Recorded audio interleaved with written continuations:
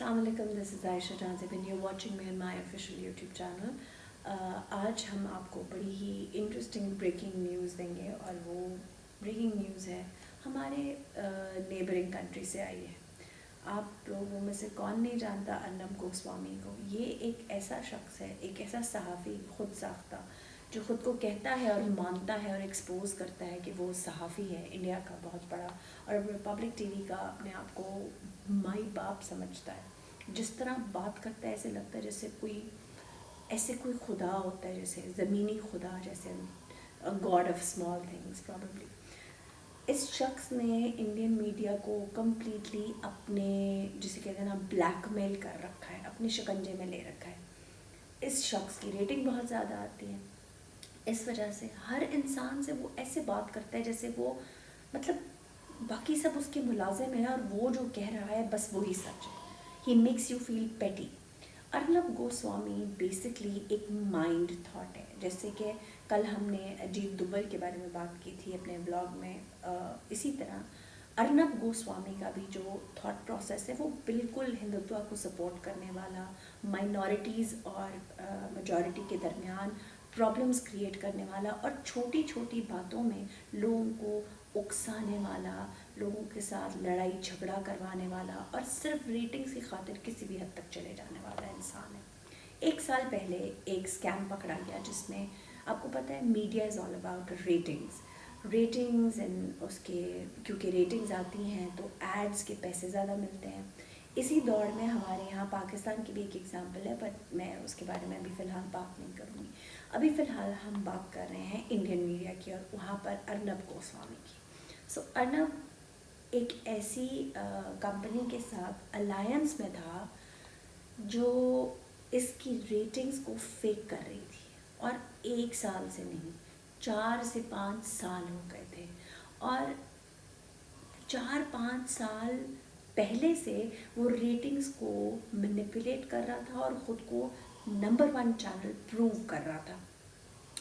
अब आ जाएं ज़रा पुलवामा अटैक के ऊपर. पुलवामा में 14 फरवरी को 2020 में एक अटैक होता है जिसका पाकिस्तान पर इल्ज़ाम लगा दिया जाता है और पाकिस्तानी अफवाज पर इल्ज़ाम लगा दिया जाता है. पाकिस्तानी अफवाज हर प्लेटफॉर्म पे उसे निगेट करते हैं और कहते हैं कि हमने अटैक नहीं किया. और ये पाकिस्तान की हिस्ट्री भी, पाकिस्तान खुद कभी भी अटैक नहीं करता और अफवाज तो खैर हमारी सेफगार्ड बहुत अच्छा करती है, but they never attack first. अब 2019 14 फरवरी को पुलवामा अटैक होता है. एक खुदकुश धमाका होता है भारतीय फ़ौजियों ने पुलिस के ऊपर और जो एक काफ़िले में ट्रैवल कर रहे थे. एक हमला होता है. अब इस हमले का जो पूरा का पूरा इल्ज़ाम है वो पाकिस्तान पे लगा दिया जाता है और इसमें पाकिस्तान की पग उछाली जाती है. 40 जो फ़ौजी हैं इंडियन वो मारे जाते हैं और हम पे इल्ज़ाम लगता है कि पाकिस्तान से लोग गए, दहशतगर्दी की, उन्हें मारा और वापस आ गए. दरअसल ये बात अब एक्सपोज हो रही है कि भारतीय फ़ौज उसमें मुलव्वस थी और ये अटैक इंडिया ने खुद अपनी फ़ौज पर करवाया था और ये बात आज साबित हो गई है. साबित कैसे होती है? अर्नब गोस्वामी की एक चैट लीक होती है. चैट लीक होती है एक ऐसे शख्स से जो कि रेटिंग्स मैनिपुलेट करता है. अच्छा, 26 फरवरी को पुलवामा अटैक के रिप्लाई में सपोजिडली इंडिया पाकिस्तान पे अटैक करता है तो 3 दरख्त और एक कौवा मारते हैं और वो कहते हैं हमने 300 बंदों को मार दिया. और ट्रेनिंग कैंप हो रहा था वहाँ पे, लोगों को दहशतगर्द ट्रेन किए जा रहे थे और पाकिस्तान उसे निगेट करता है. फ़ौज हमारी निगेट करती है और फिर अभिनंदन वाला वाक़या होता है और हम चाय पिलाकर उस पायलट को वापस कर देते हैं. अब सवाल ये है कि वो जो दूसरी शख्सियत है जो रेटिंग्स मैनिपुलेट कर रही है वो कौन है? वो जो मिस्टीरियस शख्स है वो है Parthodas Gupta. Broadcast Audience Research Council नामी एक कंपनी है, उसकी ये CEO है और BARC रेटिंग्स को मॉनिटर करती हैं. जैसे पाकिस्तान में मीडिया लॉजिक है उसी तरह वहाँ BARC है. اب ان کا پورا ایک اسکینڈل پکڑا گیا تھا جس میں ارنب ان جگہوں کو ٹارگٹ کیا کرتا تھا جہاں پر ریٹنگز جو تھی نا جہاں سے کلیکٹ ہوتی تھیں.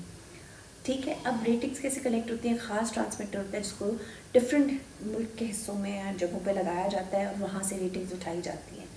یہ تعلقات بڑے, ظاہر ہے اس کو رشوت دی گئی, پیسے دیے گئے, کرپشن کی گئی, دھول چٹائی گئی لوگوں کو, دھونس دی گئی, بلیک میل کیا گیا, اور ارنب گوسوامی کی جو ریٹنگ تھی وہ کانسٹنٹلی ٹاپ کر رہی تھی. اچھا, اب یہ تھا کہ جب یہ اسکینڈل پکڑا گیا اس کے بعد ان کی یہ 15 بندے پکڑے گئے, انکوائری شروع ہو گئی. جب کمشنر ممبئی پولیس نے ان 13 بندوں میں سے ایک بندہ دسمبر میں گرفتار ہوتا ہے جو اس کمپنی کا چیف ایگزیکٹو آفیسر ہے, پارتھو داس گپتا. ممبئی پولیس نے تفصیل سے اس چیز کی تفتیش کی اور پتہ کیا کہ یہ دونوں انوالوڈ ہیں, اور ریٹنگز میں 2 نمبری ہوتی ہے اور اس کے ساتھ ساتھ خبریں بھی بنائی جاتی ہیں. اب آپ دیکھیں اسکرین پر آپ کو 2 چیزیں نظر آ رہی ہوں گی. یہ پوسٹ پلوامہ اٹیک پارتھو داس گپتا اور ارنب گوسوامی کی کانورسیشن ہے. آپ دیکھ سکتے ہیں وہ پہلے بتا رہا ہے کہ یہ اٹیک ہونے والا ہے, پاکستان سے ریلیٹڈ ہے. وہ پوچھا اچھا داؤد سے ریلیٹڈ ہے, داؤد ابراہیم آپ کو پتہ ہے بہت بڑا گینگسٹر ہے انڈیا کا.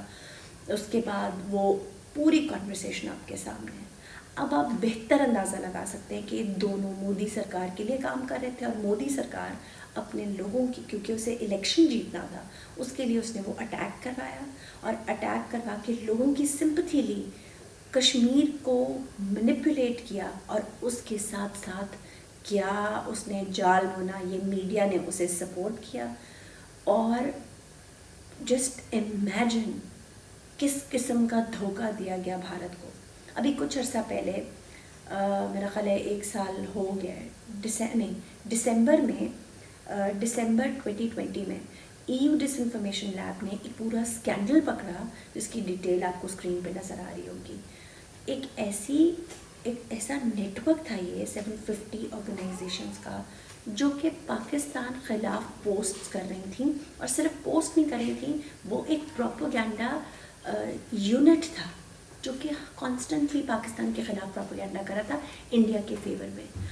حقیقت یہ ہے کہ مودی جیسا گھٹیا, ٹچا, منافق اور اپنے ملک کو بیچ کھانے والا انسان اور کوئی نہیں ہے.